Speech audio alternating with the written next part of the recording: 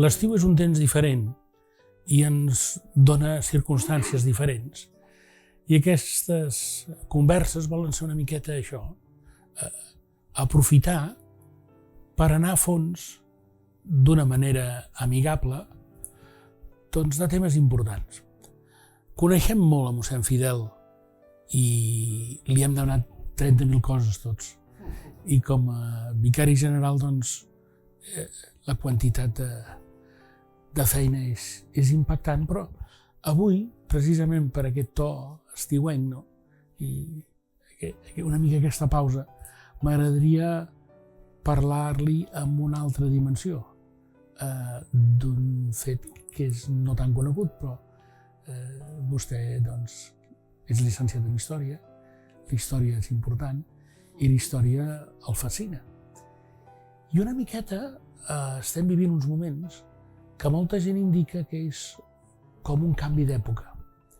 I com que la història ensenya i ajuda perquè allò que sembla que no ha passat mai, doncs resulta que ha passat.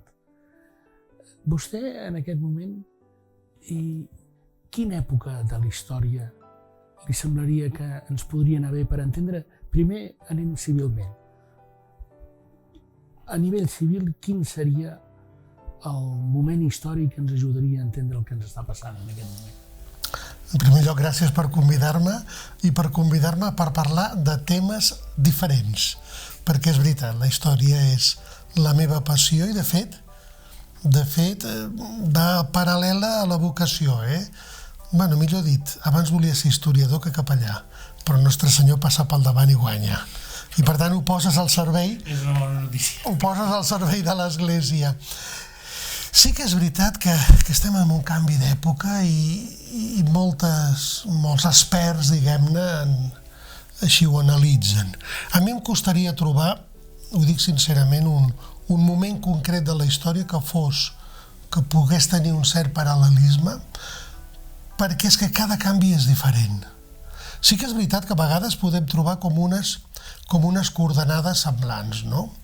Jo soc molt en aquest sentit de Sant Agustí i d'aquest providencialisme, que no vol dir que Déu té tot teledirigit, sinó que la llibertat humana hi és, però que la presència de Déu sempre hi és i acompanya. Jo ho comparo moltes vegades també com si fos com un part, no? És un moment de novetat que no saps com anirà, però que és millor viure'l des de l'esperança i la il·lusió que no pas des de la tragèdia o des de la negativitat. En aquest sentit, esclar, hi ha altres moments de la història que també podem trobar-ho, no? Em va agradar molt aquella percepció que va tenir el papa Benet, tan recordat, quan parlant dels canvis d'època, citava un historiador famós, Toynbee, que analitza els moments de canvi i com en aquests moments el que realment és important és que hi hagi aquestes, diguem-ne, minories creatives que saben llegir el moment per intentar introduir elements per millorar. En el fons, per mi, és allò que Nostre Senyor diu a l'Evangeli. Estigueu atents als signes dels temps i estigueu atents des d'una perspectiva de Déu, per tant, des d'una perspectiva d'esperança. A la pràctica no sabem què passarà, evidentment, però sí que podem, diguem-ne, amb la nostra capacitat, incidir-hi. Posant aquest exemple d'esperança i pensant una mica en la història de l'Església, en quin moment, per exemple, hi ha personatges que heu citat a Sant Agustí, per exemple, veient sempre la providència del Senyor al darrere de tot, no? En quins moments ens trobem amb personatges importants de la història de l'Església que ens donen aquest indicatiu de llegir el present amb esperança? Hi ha un moment, amb el tema de l'Església més en concret, que a mi sí que em fascina i em va agradar que el mateix papa Benet, que acabo de citar, ell es fa referència que és el moment de la caiguda de l'Imperi Romà. És el moment en el qual, per dir-ho així, hi ha com un esfondrament del món conegut, dels paradigmes. I arriben uns nous pobles sense tenir massa ben bé clar el que volen fer ni cap a on volen anar. però que d'alguna manera estructuren Europa, que són els pobles anomenats bàrbars o estrangers. I aquí el papa Benet situava molt la figura dels monestirs, la figura dels monjos, que fan com tres coses importants: preserven, testimonien i s'impliquen, ajuden. En aquest sentit és un moment important. O un altre, per exemple, el moment marcat, podríem dir, pel descobriment d'Amèrica, per tant, de l'ampliació d'horitzons en l'ésser humà, de nous territoris, de noves perspectives, com l'Església s'implica. I s'implica no només amb els evangelitzadors, que ja és una tasca fenomenal, sinó també creant el dret universal, el dret del qual tothom ara en parla, sobretot entre els estats. L'origen és Francisco de Vitoria, l'escola de Salamanca, per tant els dominics, que són els que realment inicien aquesta nova perspectiva d'un dret universal a tothom, alerta, basat en les arrels cristianes. Són com moments claus importants per mi. En aquest sentit, m'impacta veure l'indígena com a protagonista d'un art barroc, com a protagonista d'una música sacra. I llavors dius, és que és diferent perquè a l'Amèrica del Nord, no? Doncs l'indígena no ha estat protagonista. Més aviat ha estat la víctima d'una repressió i d'una aniquilació molt forta, per un canvi de concepció, penso. I és que l'Església Catòlica sempre ha tingut clar que l'indígena té ànima. És fill de Déu, fet a imatge i semblança de Déu. Per tant, és subjecte que pot ser no només evangelitzat, sinó que se l'ha d'ajudar des de la seva llibertat també a formar-se i potenciar-se com a persona. La cultura protestant i sobretot calvinista, en aquest sentit, és molt més dura, almenys en aquest període de la història. L'indígena és un ésser inferior, per tant que cal ser conquerit, colonitzat i, si convé, erradicat de la faç de la terra, perquè l'ésser humà... Consideraria que el món protestant ho miraria d'una manera diferent. Segurament sí, el que he dit no sé si és del tot políticament correcte, però circumscrit en aquesta època és així. Hi ha una cosa que m'ha passat. L'altre dia, per una circumstància, vaig a Sant Celoni i em miro la façana de l'església. És que és preciosa. Uns esgrafiats barrocs impressionants. I aleshores, doncs, penso molt, per exemple, i heu parlat dels monestirs Sant Cugat, dius, impacte, no? I després coneixeu prou bé el racó preciós de la Seu de Gara, no? Poso aquest indicatiu per dir, ara a l'estiu és fàcil que anem, fem una volta, i sempre et trobes en aquell lloc emblemàtic que et recorda les arrels cristianes. M'agradaria que ens ajudés una miqueta a dir, nosaltres des de la fe, com hem de fer aquest sortir? Com hem de valorar aquestes arrels cristianes sentit el passat però en virtut de present, no? La primera cosa per mi, bàsica, és no considerar-los monuments, sinó que són història. I quan dic història no dic història de llibres passats, sinó història real, concreta, viva. Les pedres parlen, i parlen sobretot del més important, de la comunitat que allà hi ha hagut, o de la comunitat que hi ha. Quan jo faig vacances, m'agrada anar a concelebrar i participar en les parròquies per on passem. I et sents en comunió amb companys cristians que tenim la mateixa fe, probablement no tenim la mateixa llengua ni la mateixa cultura, i és difícil entendre'ns, però en les arrels hi som. Quan jo veig un monestir, penso en els monjos que hi ha hagut o que n'hi ha, en el que han comportat, en el fet que la fe, si és fe autèntica, ha d'impregnar capil·larment tota la vida. Per tant, s'ha de convertir en cultura, que no vol dir que s'ha de deslligar. La cultura és fe. Per tant, són monuments vius, són pedres que parlen, són persones que hi ha al darrere, amb els quals pots entrar en veritable comunió. Jo estava pensant una miqueta, i ho coneix vostè prou bé, que deia, en aquest moment, de vegades entitats que no neixen perquè, diguéssim, per la generació democràtica, i una entitat com pot ser l'UNESCO, no? O semblants, doncs, fan propostes a vegades una mica ideològiques, introdueixen temes una mica ideològics, no? I llavors jo moltes vegades em trobo que la paraula patrimoni, des de la fe, no és el mateix que des d'un món molt secularitzat, no? I que aleshores veus això, no? Vull dir que hi ha un cert perill de buidar els espais de sentit i significat. Per exemple, quan fem la ruta del Cister, es nota molt on hi ha comunitat i on no n'hi ha. De fet, és veritat que a mi confesso que em poso amb alerta, simplement amb alerta, quan arribes a un lloc d'aquests i tens el lloc que fan la interpretació del lloc. I dius, alerta des d'on fem la interpretació. Si la fem des de la nostra ideologia actual, podem buidar de contingut allò que té sentit pel contingut que té. Si no és per aquell contingut que va ser creat, difícilment allò es pot captar el sentit. Pot ser una peça més de museu. I no és això l'important. I en aquest sentit, per mi parlar de patrimoni és sempre delicat. Jo no parlaria tant de patrimoni, ja sé que correctament és el millor. El patrimoni, molt bé.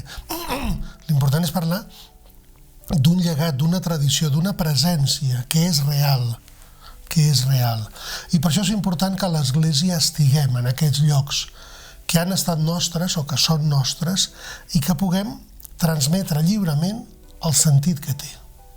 Però cadascú ho interpretarà des de les seves preconcepcions o prejudicis. L'ésser humà és així, que hi farem.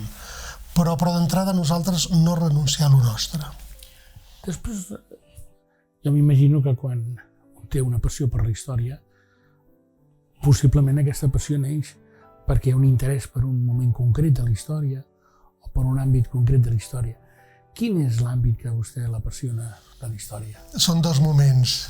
Jo, sobretot, vaig disfrutar estudiant l'època medieval i l'època moderna.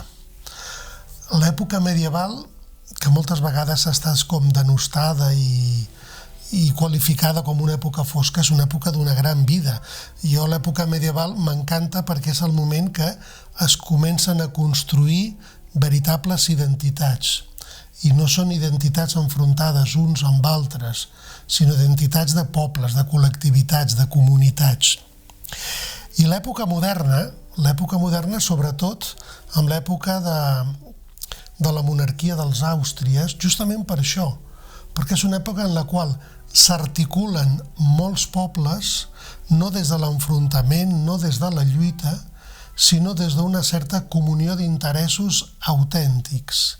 De tal manera que quan la monarquia dels Àustries s'expandeix i acaba sent l'imperi territorialment més gran que ha existit, no estem parlant de colònies, de pobles subjectes, sinó de virreinats que participen de la mateixa realitat del que es viu a Hispània, a Espanya, en el territori.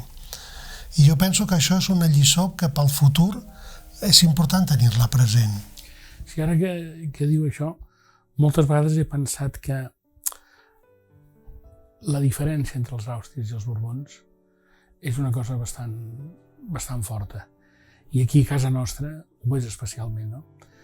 Perquè a mi em dóna la sensació de que va haver una decadència, però tenia una genialitat, la cosmovisió.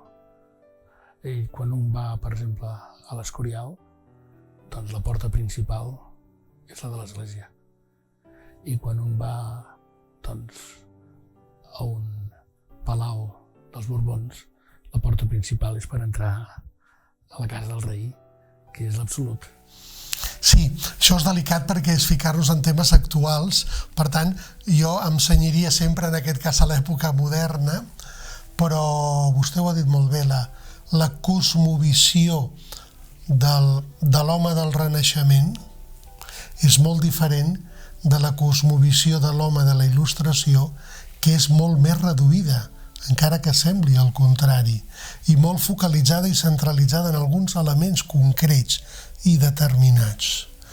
La plurivisió que té l'home renaixentista o l'emperador Carles, el mateix Felip II, no la té, per exemple, un Felip V o un Carles III, per agafar monarques, diguem-ne, renombrats de l'època dels Borbons. I la prova és que quan s'estableixen realitats més, diguem-ne, autoritàries, és quan afloren els sentiments que cerquen trencar això. I això esdevenen després en corrents concrets, que no entraré ara. En canvi, una cosmovisió oberta, plurinacional, dona una visió en la qual tothom hi té el seu lloc i el seu espai. Sí.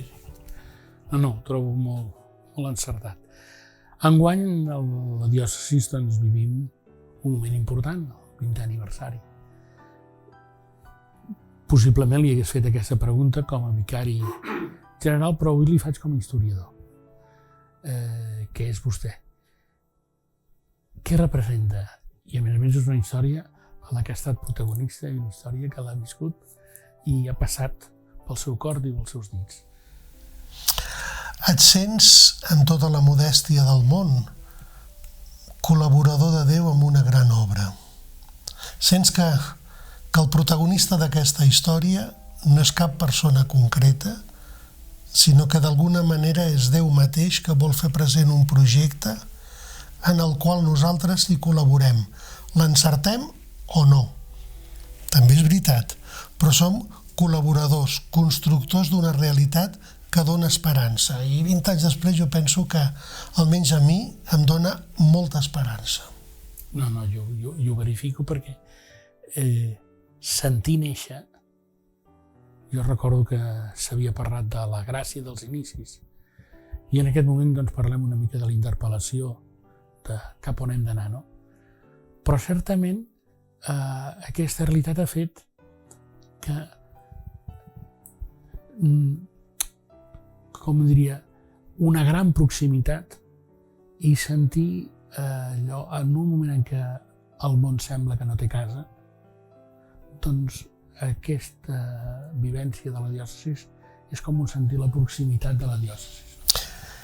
És allò de refer els espais petits, refer les proximitats, no? Que vostè també a vegades hi fa referència, que penso que en un moment cada cop més globalitzat, casualment estem més individualitzats.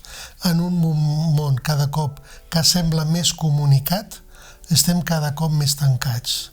I una realitat com una diòcesi entesa com a comunitat o com a gran família, no? Que el nostre bisbe Salvador li agrada utilitzar aquesta imatge per fer-ne referència. En un moment com aquest, les proximitats són les que creen vincles, són les que generen esperança, són les que ajuden a viure. També podem veure a la història un mestratge, no? Ens ajuda a poder entendre el que jo veig que és molt important, el factor humà. Perquè una mica amb tot el que hem parlat, dius, aquest món és una mica endurit, és una mica dur. I moltes vegades vas a les coses més fortes dels clàssics i veus doncs, com un factor més afable, més amable, més esperançador davant del factor humà. Com ens pot ajudar la història a llegir el factor humà?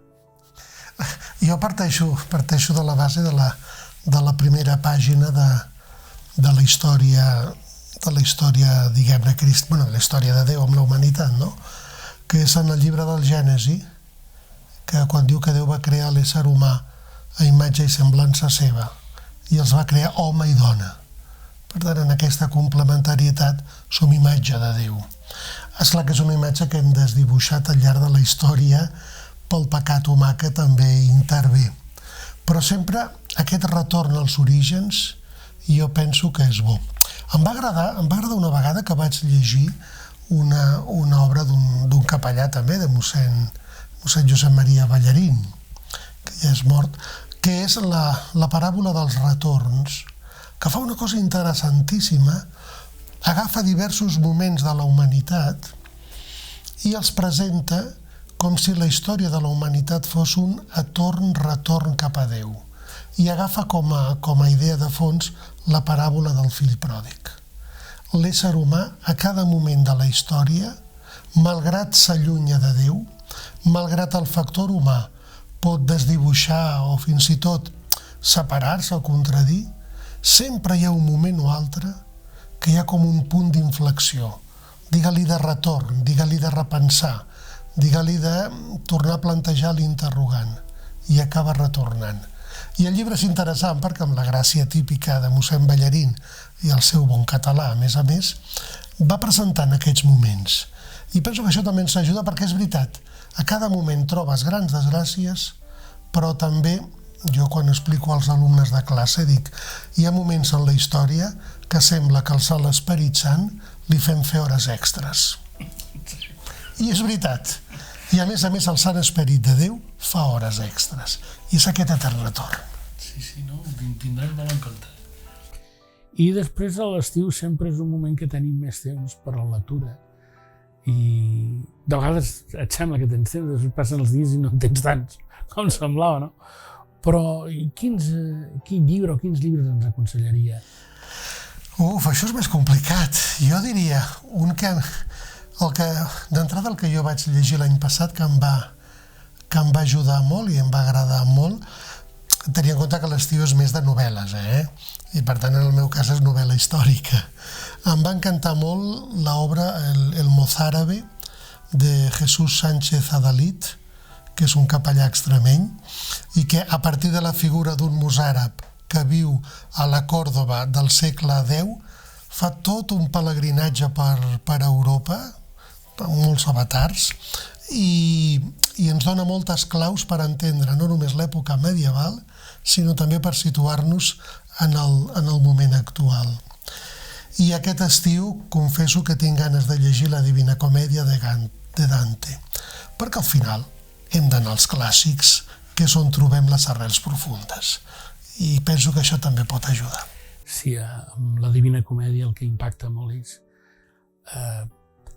aquest itinerari on ell té un gran amor i llavors el sintonitza amb l'amor a la Mare de Déu.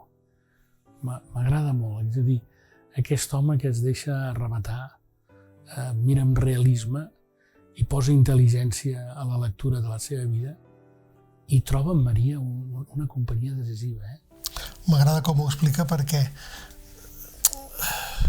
quan ha estudiat, diguem-ne, hi ha molts llibres als quals sap la referència, però si no el llegeix, no entra en comunió amb l'experiència d'aquell autor, del qual la manera com un ho expressa és molt diferent de quan només té una referència, diguem-ne, bibliogràfica.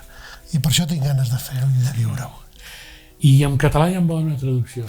Molt bé, ho farem. Doncs que passi un bon estiu, que el gaudeixi i que pugui durar un temps important de vacances perquè el curs vinent serà intens. Jo sempre recordo allò que qui havia estat el nostre bisbe, el bisbe Josep Àngel, quan arribava l'estiu sempre ens deia als col·laboradors i a la gent del bisbat que puguis llegir, que puguis descansar i que puguis resar. I jo diria que les tres coses són fonamentals i bàsiques. Moltes gràcies. Sí, agraïm, ho tindrem en compte i ho procurarem fer. Molt bé, gràcies, doncs.